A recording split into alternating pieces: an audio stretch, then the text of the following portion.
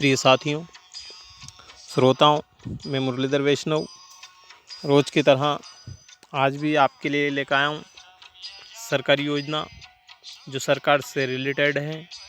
सुने और लाभ उठाएं, सब्सक्राइब करें, लाइक करें और दोस्तों को शेयर करें ताकि वह भी लाभ उठा सकें। और आपको ठीक नहीं लगे तो नहीं करें। आज मैं लेके आया हूँ startup India, stand up India.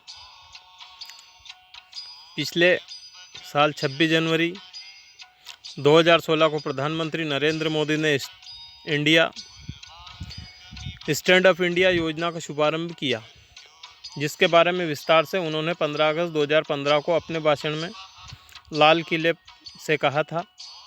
यह मुख्यतः एक ऐसी योजना है जिसके तहत नए छोटे बड़े उद्योगों को शुरू करने के लिए सरकार द्वारा प्रोत्साहन दिया जाएगा, जिसमें लोन सुविधा, उचित मार्गदर्शन एवं अनुकूल वातावरण आदि को शामिल किया गया है। इसके तहत जरूरी स्किल डेवलपमेंट ट्रेनिंग भी दी जाएगी। Startup India, stand up India का उद्देश्य सुनिए।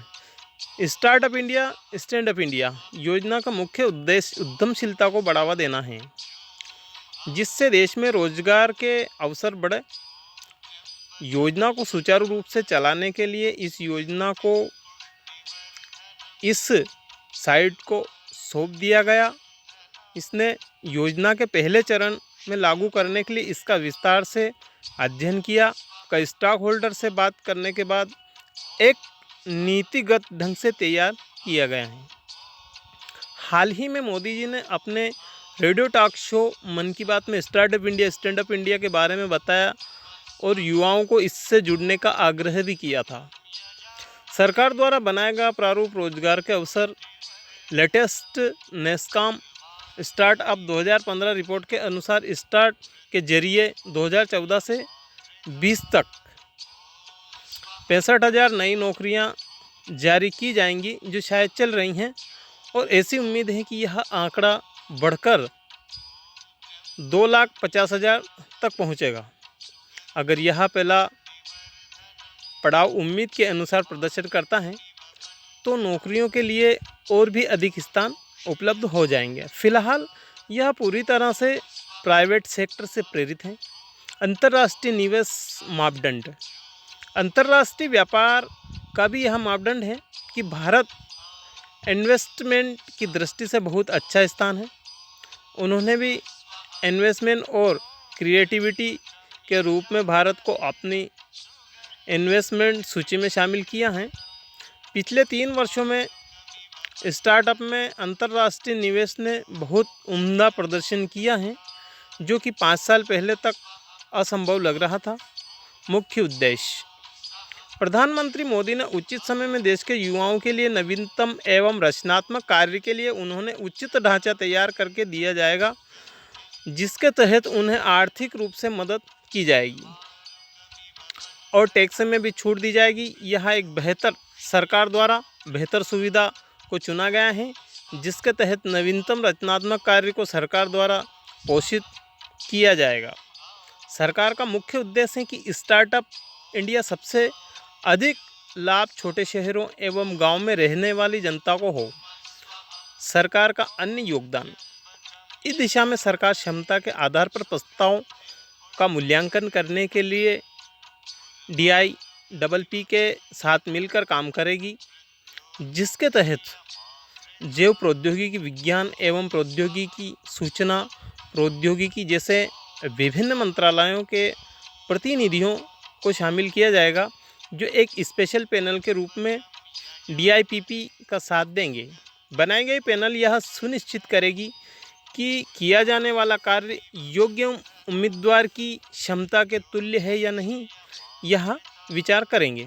साथ ही यह भी देखेगी कि आसानी से एवं कम समय में वित्तीय सहायता उपलब्ध की जा रही है या नहीं।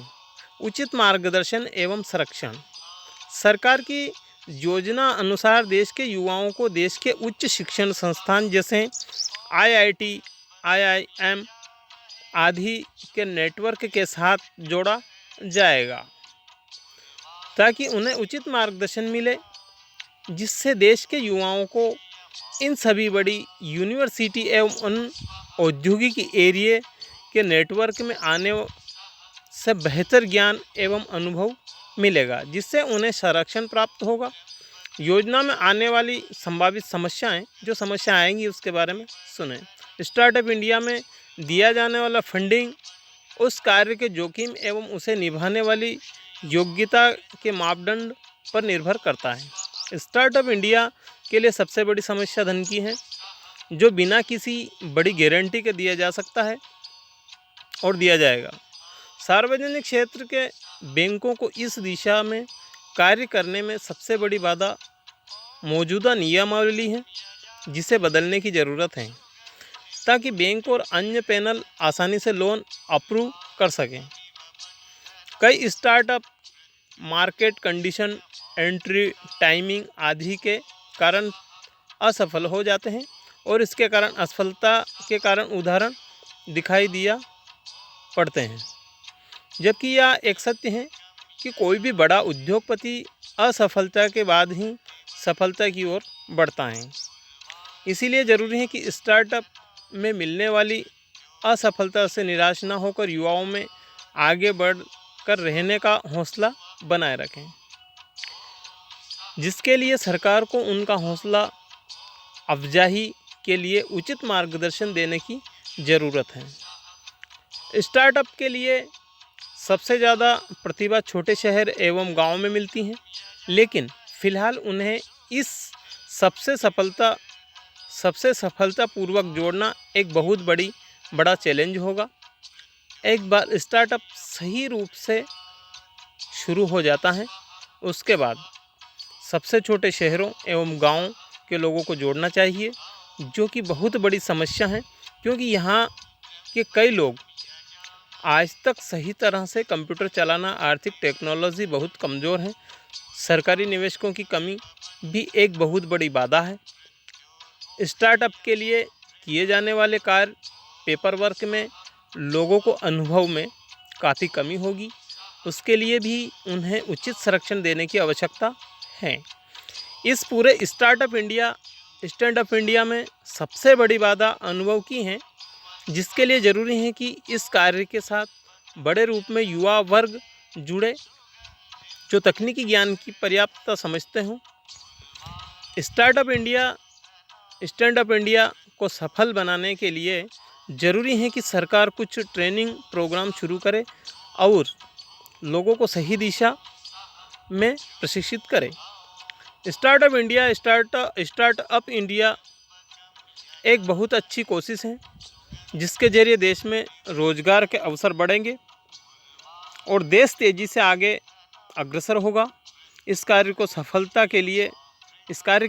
के लिए इसका गांव और छोटे शहरों को जुड़ना बेहद ज़रूरी है, क्योंकि देश की अधिकतर जनसंख्या वही है और इन्हीं स्थानों पर रोज़गार की सबसे ज़्यादा कमी है। आपको ठीक लगा हो तो शेयर भी करें, दोस्तों को सुनाएं, लाभ दिलाएं।